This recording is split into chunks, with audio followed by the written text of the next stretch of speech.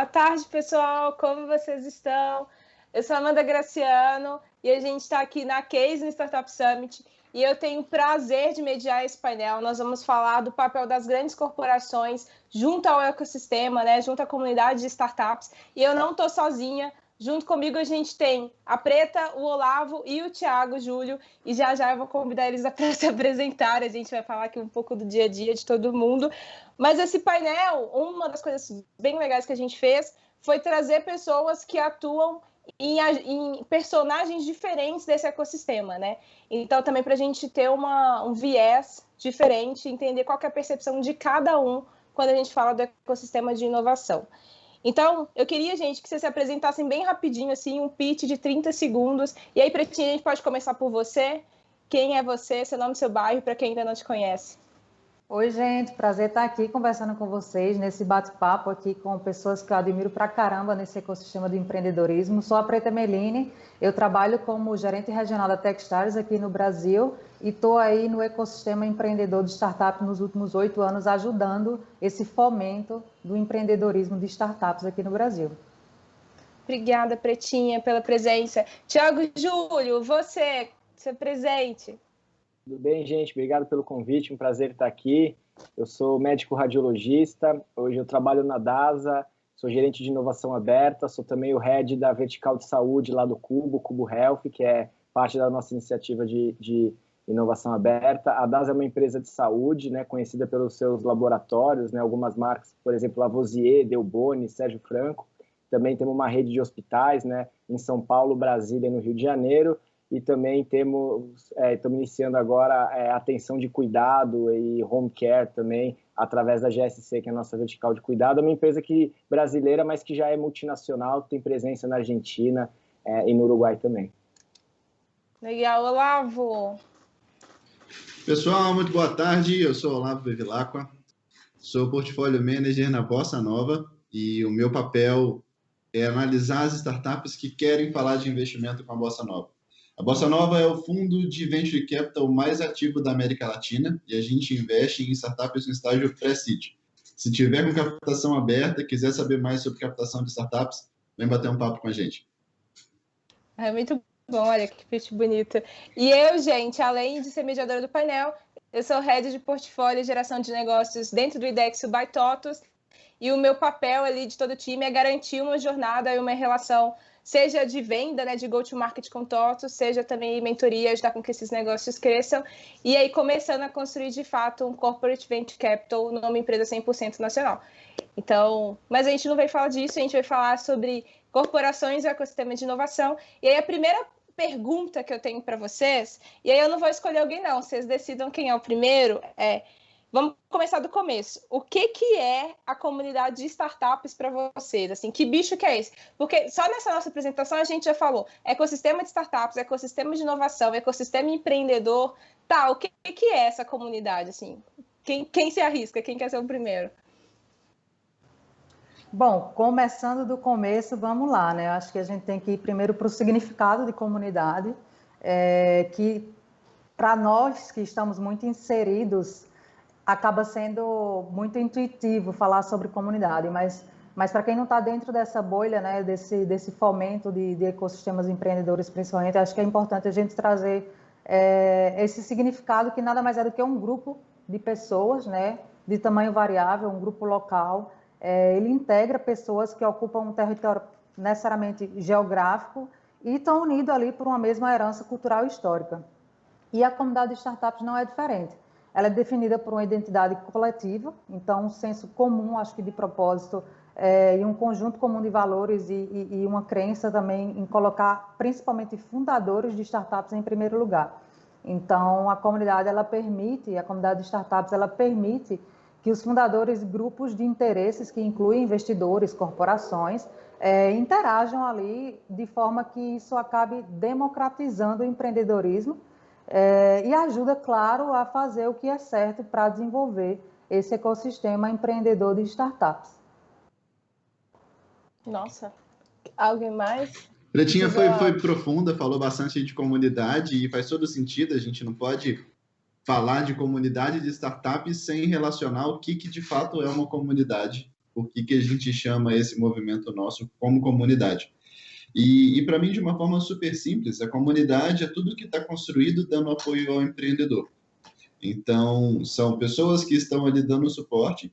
A gente fala muito que o empreender é um ato que é muito solitário.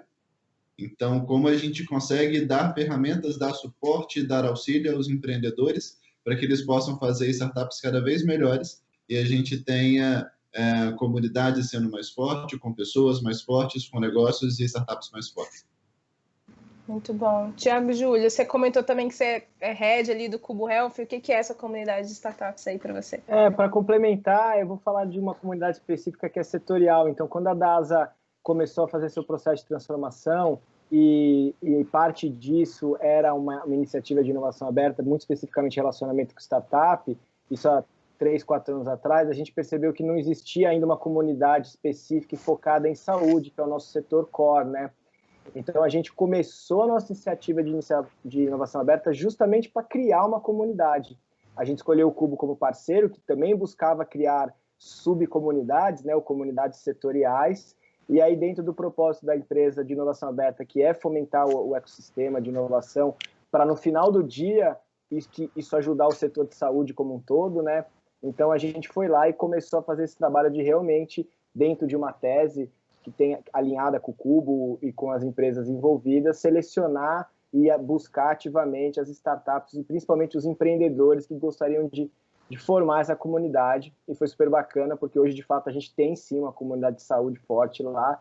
E o que é melhor, eu falo que a gente foi lá para criar uma comunidade de saúde e ganhamos outras comunidades, porque ao estar próximo da comunidade do Cubo, a comunidade de inovação aberta, a comunidade dos outros setores, a DASA meio que ganha e começa a fazer parte de outras comunidades. Então, hoje até eu nem gosto mais de falar só de comunidade de startup, porque realmente eu acho que a comunidade envolve corporate, envolve os fundos de investimento, envolve as aceleradoras, incubadoras, startups sozinha, com muita dificuldade, conseguem, pouquíssimas, né, eu diria que conseguem por si só crescer, né, sem depender de outros agentes do seu setor e da economia como um todo. Sim, concordo super. E teve uma coisa que a Pretinha trouxe, que ela falou assim, né, que é um grupo de pessoas que tem uma herança cultural, histórica, e ela também falou de fundadores de startup. Eu acho que isso me ajuda a trazer a próxima pergunta, que é, quando vocês se apresentaram, cada um falou uma coisa muito diferente. E aí, só para a gente colocar também o que isso quer dizer, né? E fora também que os nossos cargos, vários acabam tendo nome em inglês, que eu acho também que é uma coisa que complica. E teve uma coisa na fala de todo mundo que foi falar de democratizar, né? Tá, a gente falou o que é ecossistema de startups para cada um de vocês, mas como que é a interação de vocês com esse ecossistema? O Thiago falou vários agentes, assim, e vocês, cada um acaba representando um deles. Como que é, brevemente, descrevendo como que é, por exemplo, Olavo, a interação de um portfólio manager, um corporate venture na América Latina? Tá, o que é isso? Como que isso interage com o ecossistema de startups? Legal, a gente está sempre em contato com o ecossistema. Então, como eu falei, é super interessante ter comunidades mais fortes para a gente ter empreendedores mais fortes que vão resultar em startups mais fortes. Isso acaba alimentando toda a cadeia. A cadeia do Venture Capital, que é onde eu estou hoje, ela se alimenta de uma forma positiva, obviamente, mas de bons fundadores com boas startups. Se a gente quer procurar startups em quaisquer lugar, então hoje eu posso falar que um desafio que a gente tem na Bossa Nova é fazer a democratização de investimento entre as regiões. A gente precisa que comunidades de startups estejam bem estruturadas para dar suporte às startups em locais que acabam sendo às vezes mais distantes aqui do nosso eixo São Paulo, Rio de Janeiro, onde os negócios estão sempre acontecendo, para que a gente possa investir nessas startups. Então, quando você vê startups com muita ativação, com muitos eventos, com muitas coisas acontecendo, é muito normal você ver boas startups crescendo naqueles lugares. Isso para a gente é incrível. Um fundo de Venture Capital ele faz muito sentido quando ele investe em boas startups, porque, logicamente, ele quer ganhar dinheiro numa saída futura. A gente depende de ter boas pessoas e comunidades se ajudando nesse momento. Hoje, dentro da Bossa, a gente tem startups em praticamente todos os estados. A gente anunciou agora recentemente um investimento em Manaus, que foi o primeiro investimento de venture capital que aconteceu numa cidade, na cidade de Manaus. Então, a gente quer trazer isso o mais diverso possível e a gente só consegue se conectar com todos esses lugares porque, de alguma forma, nós estamos conectados com as comunidades. Legal. Preto, a Techstars também acaba tendo uma atuação bem próxima, né, às comunidades. Como que é esse tipo de interação com essas comunidades? Legal. Quando eu falo, né, que a comunidade é um conjunto de valores e crença para colocar os fundadores em primeiro lugar, é porque, na nossa percepção, os fundadores têm que estar focados em fazer suas startups darem certo. Então, a comunidade acaba sendo todo esse aquecimento que acontece, né, entre os atores desse ecossistema e os fundadores, quando eles, na verdade, às vezes não têm tempo ou estão focados em outra coisa, que é uma coisa muito maior, que é desenvolver uma economia local ou levá-la para um nível melhor. Então, local, quando eu considero, é cidade mesmo. Assim. Então, em relação a Techstars, a comunidade de startups está na base do desenvolvimento de negócio da Techstars e na missão da empresa, que foi fundada 14 anos atrás. A Techstars, ela investe, né, para manter um time, de fato, aí, com mais ou menos uma cerca de 15 pessoas ao redor do mundo, muito focado em dar suporte e infraestrutura, desde a pessoa curiosa com empreendedorismo, através do Startup Weekend e outros programas de comunidades, como o Wiki e o Digest também, aos fundadores de startups, que estão buscando mentoria, aceleração, investimento. E claro que também tem as comunidades, né, como o próprio Olavo trouxe e o Tiago também comentou antes, as comunidades de corporações, as comunidades de governos, que a gente também se relaciona, mas se relaciona de uma forma diferente da pessoa que está buscando o empreendedorismo como desenvolvimento local. Então, a gente tem essa diversidade de comunidades na nossa rede, com todos os atores de um ecossistema empreendedor, mas eu acho que a base de tudo isso é que a gente tem a mentalidade do Give First. Então, se são comunidades que estão, né, relacionadas a pessoas ou instituições com a mentalidade de Give First, a gente consegue desenvolver programas para pessoas, para instituições, demo days para fundadores, metodologias com benefícios para várias comunidades que compõem esse ecossistema empreendedor. Tiago, além de você responder essa pergunta, eu já quero jogar uma outra para você, assim, porque o tema do nosso painel é o papel das corporações, né, junto a esse ecossistema.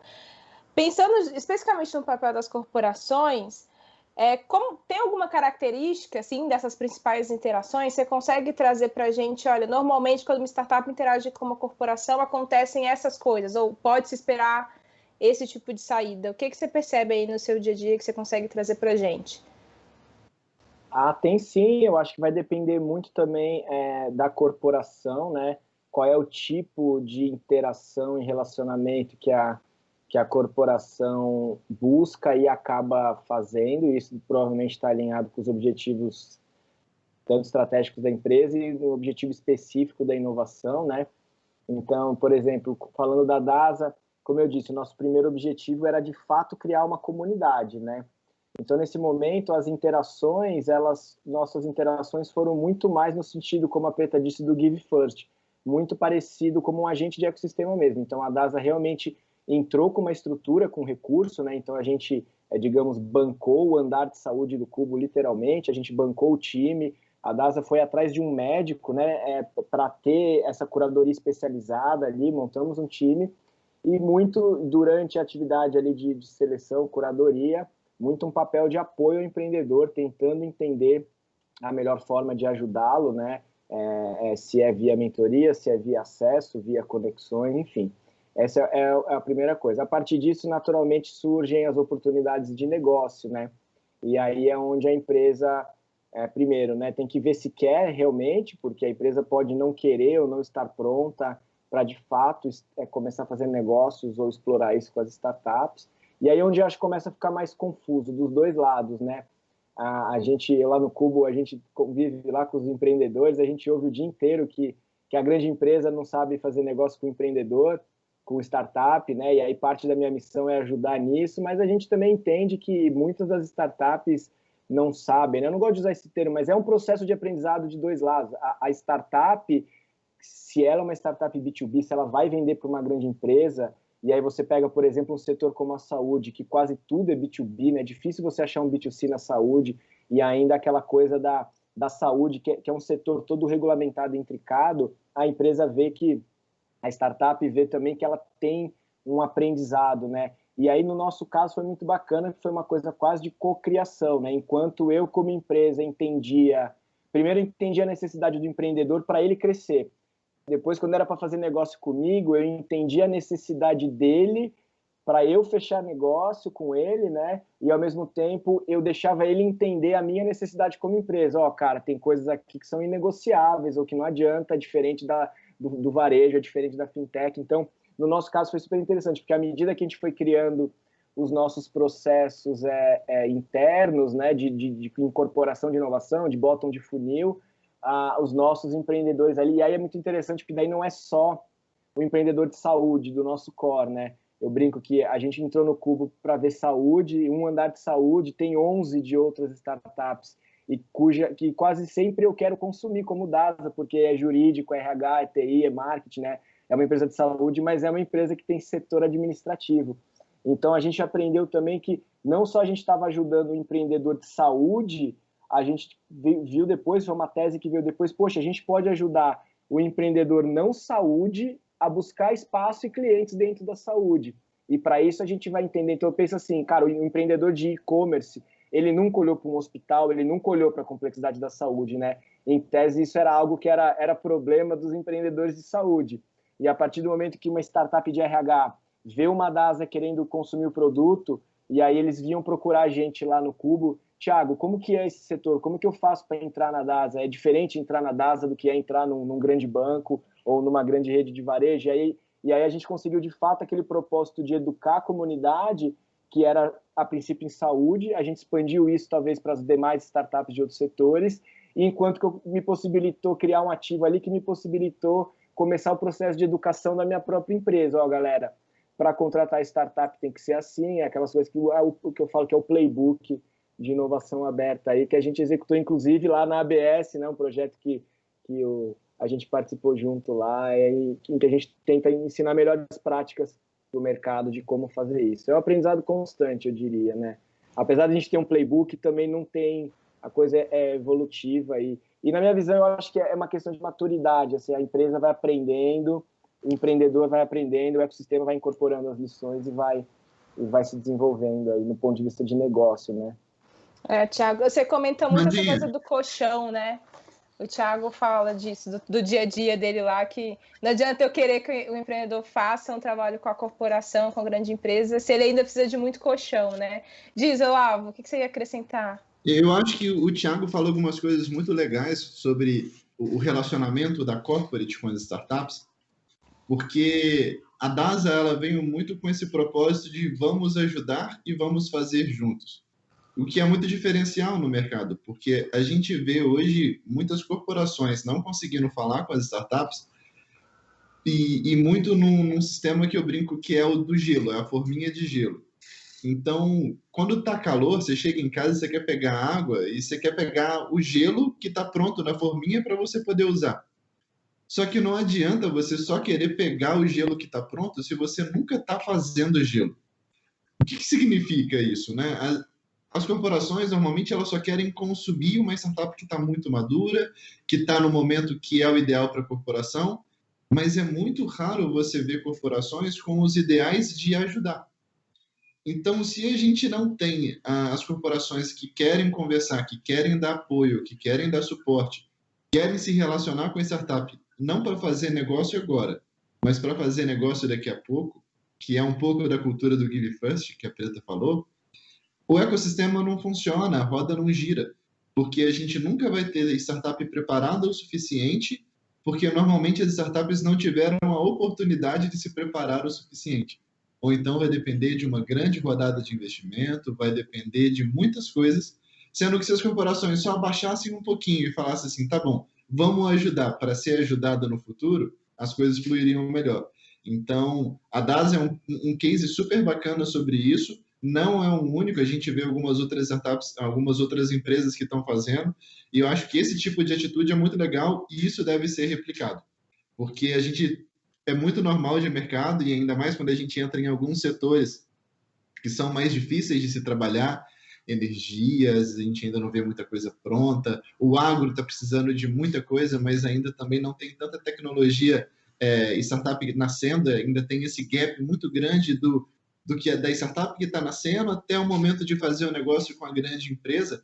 Então, essa ajuda, esse relacionamento é muito importante para poder virar negócio no futuro. Preta, vou começar aqui então a jogar vocês na berlinda, tá? Mas é só para já ir somando nisso que o Olavo trouxe.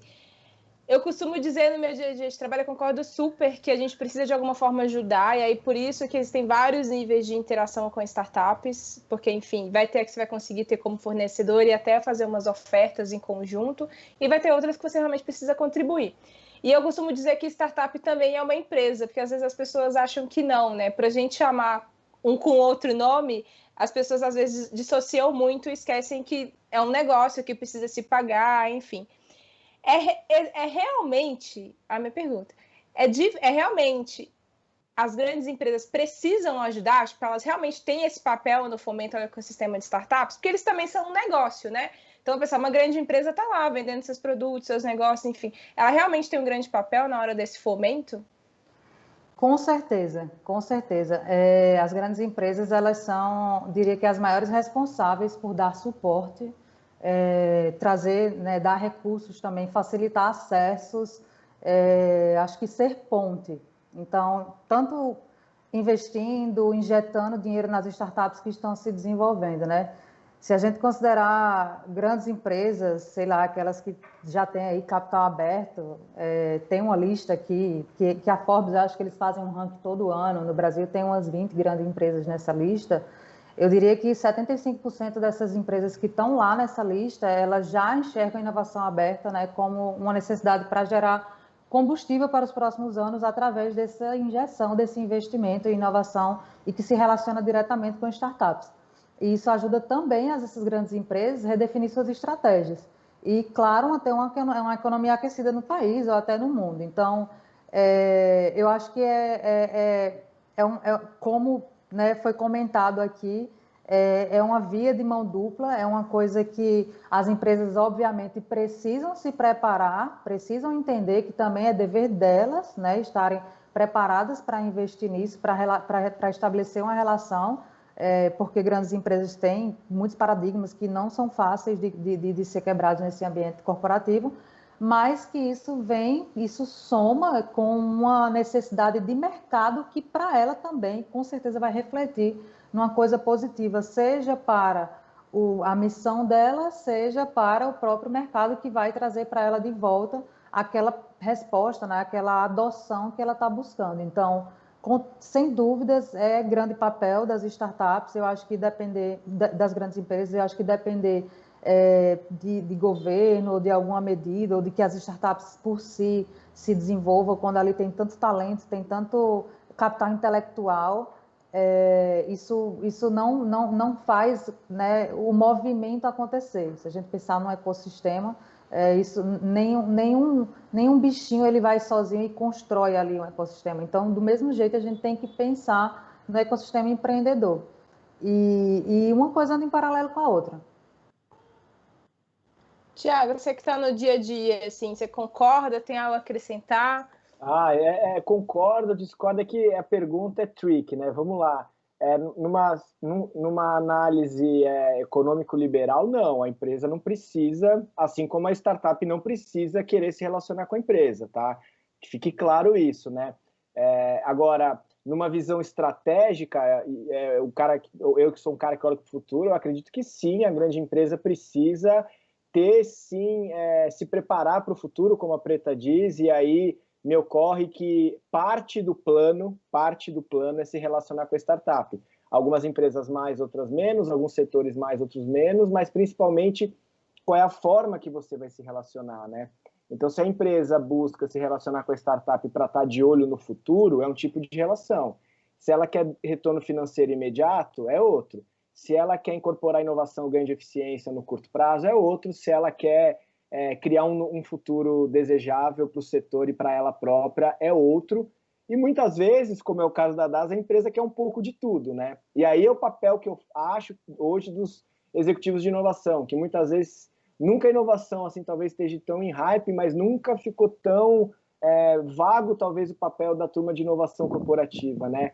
Na minha visão, o executivo de inovação, o cara de inovação hoje, ele é isso, ele é um arquiteto de inovação, né? Então, do mesmo jeito que o Olavo tem o portfólio dele de startups, né? Eu, na DASA, tenho meu portfólio de startups como consumidor de inovação, mas eu, como estrategista, eu tenho meu portfólio de teses de inovação. Então, olha, para eu ter acesso aos melhores do mercado, o meu relacionamento com a startup é assim.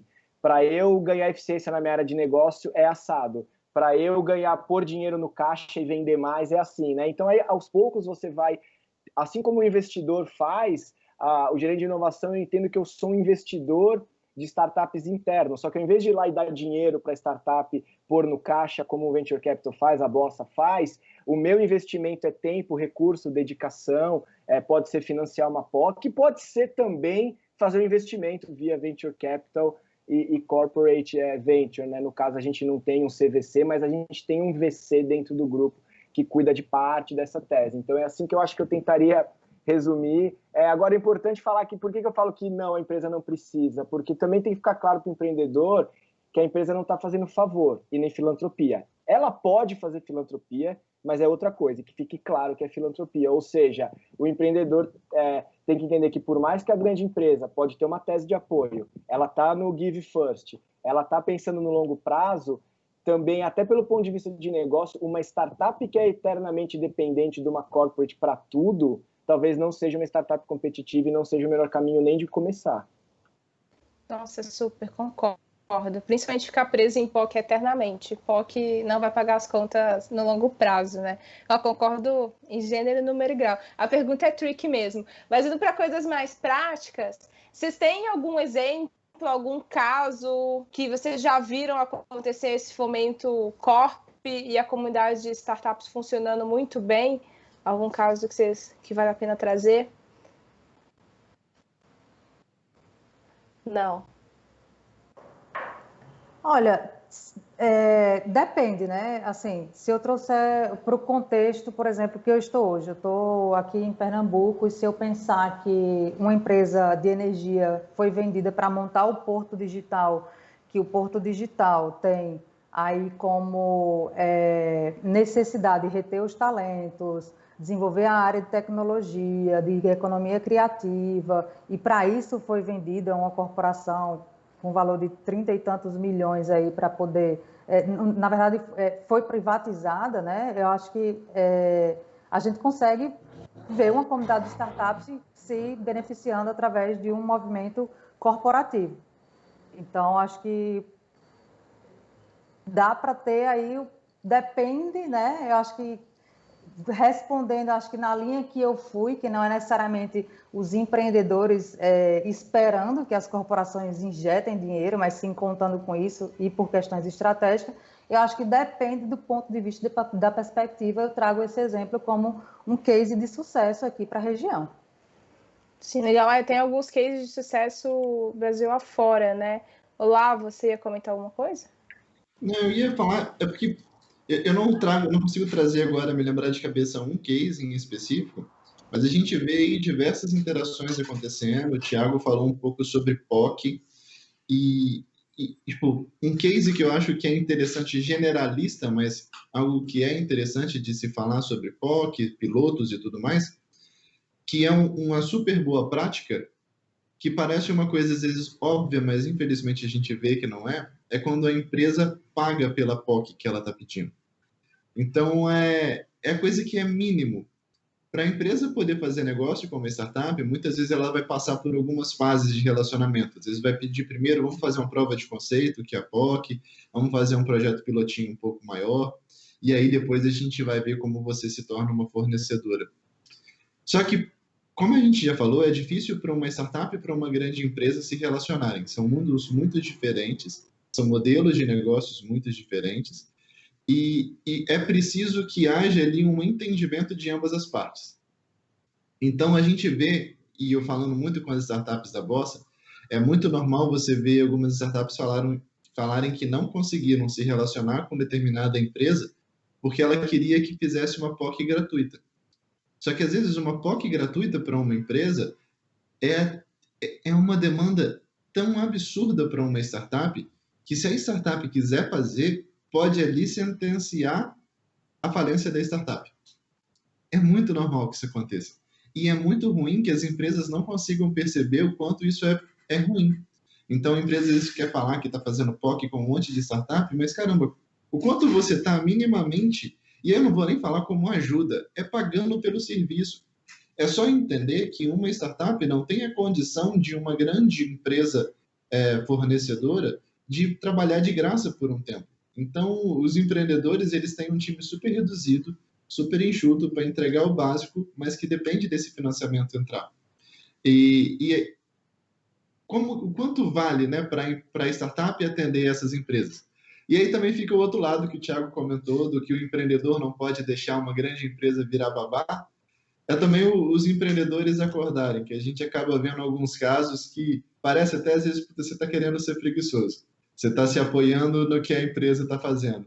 Então, bom senso dos dois lados.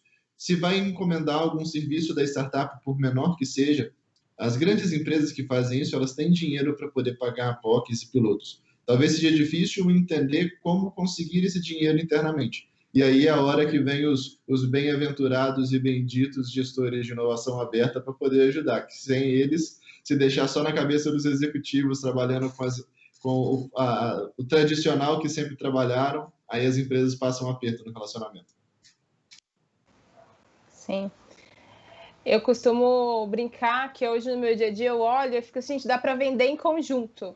Tá bom que a gente está num lugar que é uma empresa de software, enfim, tem outros benefícios para pensar esse mercado, né? Porque a gente vender junto é tão mais legal que todo mundo ganha dinheiro do que necessariamente ficar um preocupado de onde que vai vir a receita, né? E eu insisto, gente, no final do dia é um CNPJ, tem conta para pagar, vai emitir uma nota fiscal, aquele time vai precisar ser pago e não tem como ficar na base do 0 a 0, né? A gente precisa de alguma forma conseguir faturar e provar valor, né? Tem isso também. Todo mundo, não adianta só você falar que é o melhor do mundo e que entrega uma experiência ótima para o cliente, sendo que a grande empresa ela vai querer ali umas provas, né? Se isso funcionou, com quem funcionou, como funcionou. Grandes marcas são legais, mas milhões de clientes eu acho sempre mais interessante do que uma grande marca só. Gente, a gente está indo para o final do nosso painel. E aí uma coisa que eu penso que seria bem interessante também para quem está assistindo a gente, tem uma startup, quer se relacionar, eu queria, nessa última palavrinha final de vocês, que vocês me contassem assim, tá, tenho uma startup, quero me relacionar com a Bossa, o que eu faço? Quero me relacionar com a Techstars, o que eu faço? Quero me relacionar com a DASA, o que eu faço? Assim, já que a gente está falando de relacionamento, como que é possível interagir com vocês e com o dia a dia de vocês? É tipo, vem falar comigo, mas o que eu deveria ter para ir falar com vocês? Quem começa? Pretinha. Eu já sei até o que o Olavo vai responder, por isso que eu dei uma risada aqui, eu fiquei esperando que ele respondesse. Eu acho que o primeiro passo, assim, é pedir ajuda, né? Acho que todo mundo aqui tem uma rede de mentores que estão super afim de passar experiência, ajudar os empreendedores a atingir o próximo nível, principalmente, mais uma vez, essa rede com Give First, com a mentalidade Give First. Acho que uma coisa também que tem que fazer não deixar se levar pelo pensamento de que nunca está pronto. Eu vejo que muitos empreendedores têm essa sensação, né, principalmente no eixo, fora de São Paulo, da cidade de São Paulo. Converso com muita gente que já está empreendendo nos últimos 4 anos, que não se acham preparados para fazer uma aplicação, e quando é muito mais simples do que isso, muito mais simples do que se imagina, né? Se você está empreendendo há 4 anos com o mesmo time, sua chance de ser chamado para um processo de aceleração é altíssima na Techstars, por exemplo. Então, isso é uma coisa que a gente culturalmente tem o pensamento de que não estamos preparados o suficiente. E acho que, por fim, acho que achar o momento de aceleração, ele deve ser pensado não necessariamente quando você precisa de dinheiro, né? O momento de aceleração muitas vezes é o momento de validação, é o momento do negócio e principalmente o acesso à rede, esse acesso de mentores. E não como um fim receber recursos, mas de testar e ouvir pessoas especialistas que vão ajudar nessa jornada. Então, acho que existe um mito, existe uma coisa muito, muito grande na cabeça, às vezes, dos empreendedores na hora de buscar essa ajuda, e que achar que buscar um investimento ou buscar uma aceleração tem que estar completamente preparado para isso. Óbvio que tem que fazer um trabalho, tem que ter um time, tem que ter alguma coisa rodando, faturando e etc. Mas não precisa ser essa coisa grande para procurar ajuda. Legal, para falar com a Bossa é muito fácil, procura a gente, bossainvest.com. Vocês vão achar lá alguns campos para a gente poder fazer o cadastro. Procura no LinkedIn, a gente também está à disposição para ajudar por ali. E mantenha contato. Hoje a gente pede muito que as startups mantenham contato e reports. Pode não ser o seu momento de investimento ainda, mas vai deixando um report para a gente mensal, vai conversando com a gente sempre, que quando for o momento, a gente vai estar à disposição com muito mais dados sobre vocês. bossainvest.com. A gente também está aberto, pode procurar a gente, eu e qualquer um da turma de inovação aberta, ou mesmo o pessoal do Cuber, se for interesse em saúde, eles direcionam para a gente. Então me acha lá no LinkedIn, Thiago Júlio, ou Thiago37 no Instagram e no Twitter. A gente tem um link que você, se for para fazer um pitch, seja para ter uma mentoria, um feedback, seja porque é uma empresa de saúde e quer entrar na comunidade do Cubo Health, ou também se for uma empresa não saúde que quer ver se tem oportunidade de negócio na DASA, pode procurar a gente, mas também tem um link lá, Cubo Health DASA, tudo junto, no .youcanbook.me. Você pode, toda terça de tarde, a gente tem a agenda aberta para falar só com empreendedores que queiram conhecer a vertical de saúde, tentar fazer negócio, pedir mentoria, ajuda, então, vale tudo, tá? E a gente faz questão de falar sempre pessoalmente com todos os empreendedores aí. Às vezes a gente demora um pouquinho, a fila às vezes é longa, né? Mas a gente tira um dia da semana só para fazer isso, tá? Nossa, perfeito. Entregou a caminho da agenda. Isso é valiosíssimo, né? Nos dias de hoje. Perfeito. Gente, do meu lado é só entrar no idexo.com.br e aí vocês vão entender tudo que tem como interagir com o ecossistema da TOTVS, cliente, franquias, fornecedores, enfim. No mais, gente, muito, muito obrigado por terem aceitado participar do painel, pelo nosso bate-papo. Aprendi horrores. E aí, gente, fica esse recado, né? Mais do que querer trabalhar com corporação é se preparem, se organizem, estejam em movimento e façam acontecer independente disso. Vocês não podem só depender das grandes corporações. Elas vão apoiar, mas elas não vão ser o fim, né? Galera, muito, muito obrigada. Foi um prazerão. Acompanhem o resto dos conteúdos. Tchau, tchau. Tchau, tchau, gente.